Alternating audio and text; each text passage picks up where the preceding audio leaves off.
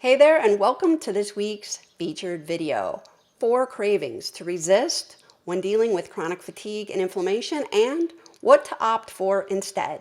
I'm Jennifer Ellis Schutz, trauma-informed functional health and lifestyle medicine practitioner and transformational coach, as well as a former complex chronic illness warrior that turned into a thriver by learning how to become my own best self-healer. And now I'm a practitioner trainer at Wellness Code Academy, of which I am the founder, and you're watching the Wellness Code Academy. Let's dive into today's topic, shall we?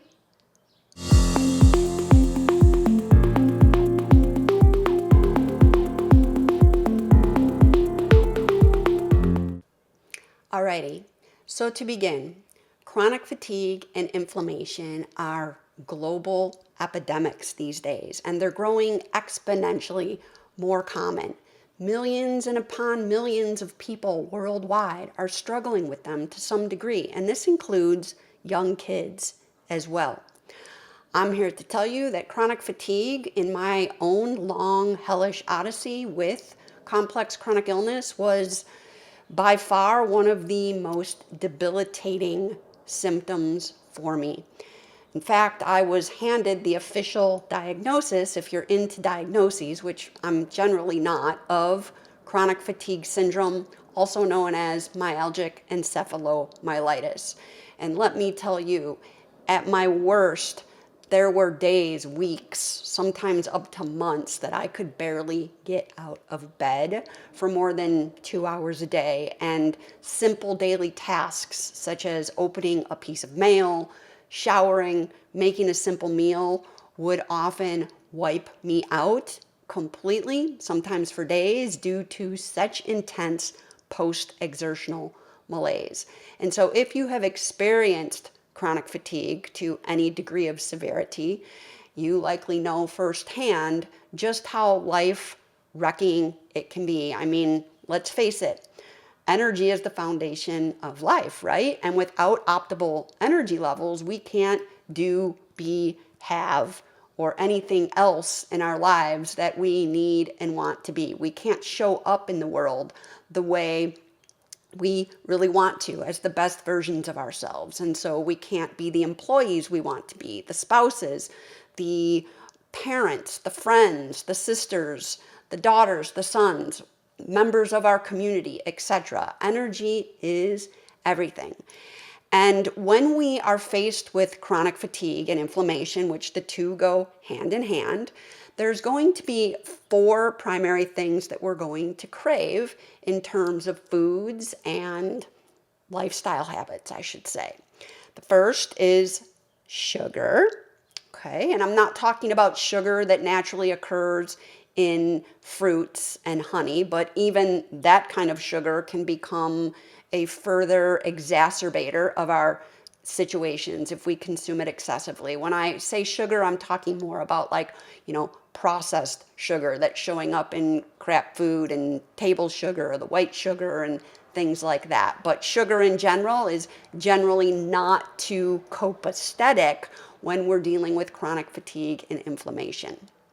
Number 2 is excessive carbohydrates and starches. So think like breads and baked goods and chips and pastas and grains, things like rice and quinoa and sweet potatoes and all of these things that so many of us for likely a long time deemed comfort foods. And in many regards, they are comfort foods. But when our body is out of sync and not in a state of equilibrium or homeostasis, carbs and starches in excessive amounts, and sometimes even small or any amounts, will become further fuel for the flames of fatigue and inflammation. Number 3 is caffeine, okay? Now, a healthy body that's in a state of equilibrium can definitely handle certain amounts of caffeine, and it can even be beneficial and help to optimize health. But what I have found is that when we are in a state of depletion and we are dealing with chronic health issues, caffeine, sometimes in any amount, even the tiniest amount, is a further stressor, and it can further tax an already taxed system that doesn't have good resilience in terms of neuroendocrine function.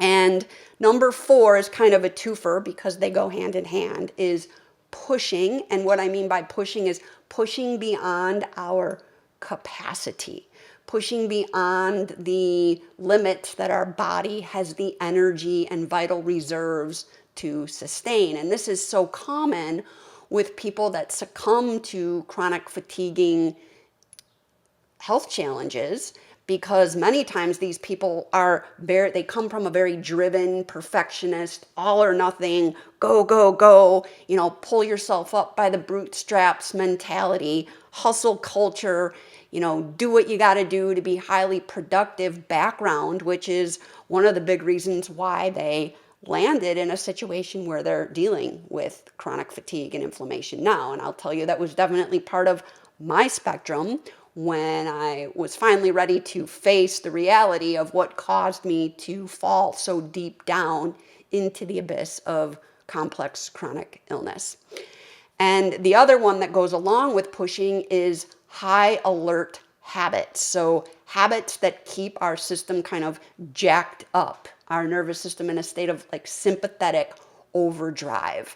So high alert habits would be things like multitasking, excessive screen time and scrolling of social media, jumping from task to task, talking quickly, acting impulsively, so making decisions out of a state of desperation, interrupting others when they're speaking, always kind of speaking above people, and just living our lives kind of in a state of high alert. And the big reason why this is so is because, once again, we tend to have come from a background where we were in sympathetic overdrive and pushing, living our life on autopilot in such a fast way that it became a program, like a neuroendocrine program, of which we absolutely can become addicted to. We can become addicted to our own stress hormones. And so we're going to crave pushing and high alert habits because it's what we're so used to. It's a zone of familiarity, can't pronounce that word very well, a zone of familiarity that has become a comfort zone. It feels right to us. It feels right for us to operate in this high octane mode. But here's the thing, these 4 things, sugar, excessive carbs and starches, caffeine, pushing and high alert habits, which again are a twofer, remember, this is not our intuition talking. This is not the voice of truth talking to us.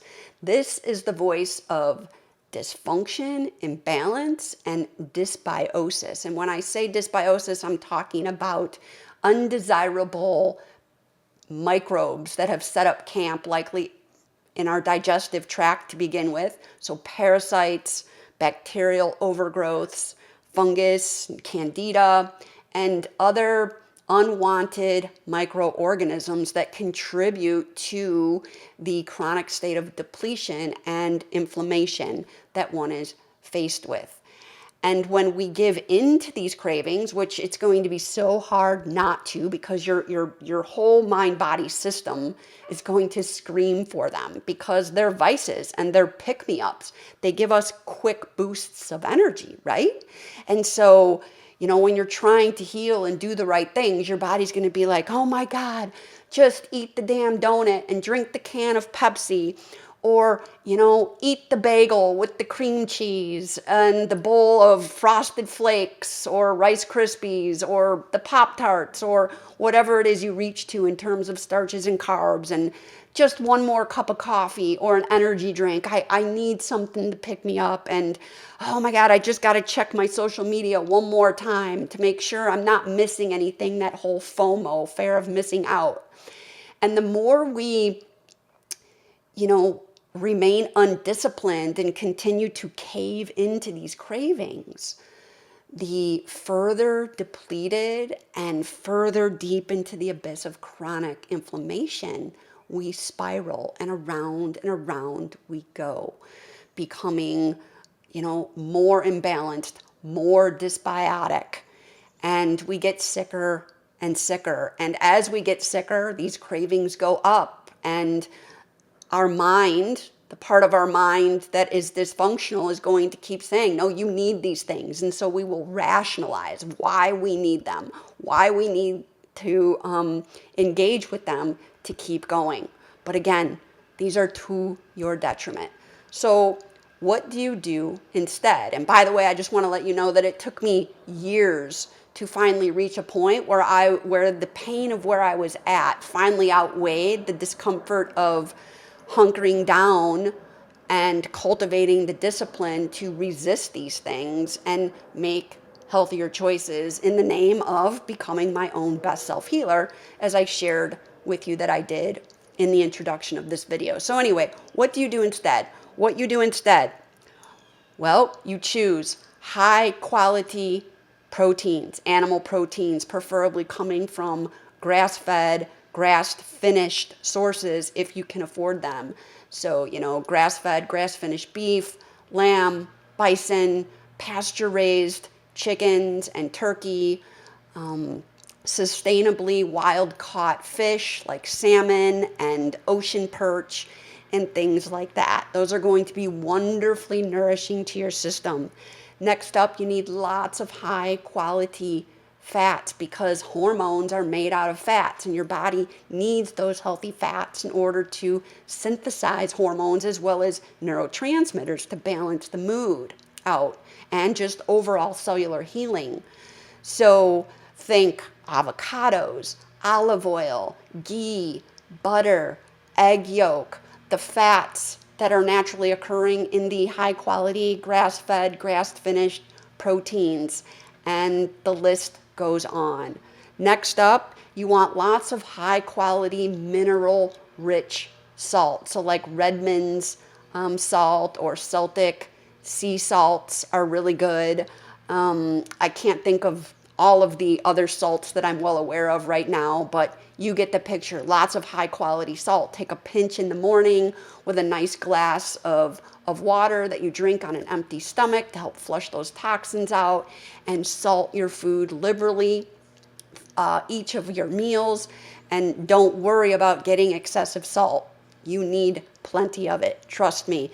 And most people that are in a state of chronic fatigue and inflammation are highly deficient in the right kinds of salt. And then finally, you need lots and lots of rest. Okay, now rest is different from sleep. Sleep is what we do at night. And don't get me wrong, that is incredibly important. It's one of the mothers of all medicines. However, in order to get consistent restorative quality sleep, we need ample amounts of rest. And rest is a way of showing up in our lives in a relaxed fashion, in a fashion where we are mindful of how we're responding to the world. We're not multitasking, and we are making decisions in a slowed, mindful, informed way. We are aware of how we're interacting with people, and we take our time before responding to them.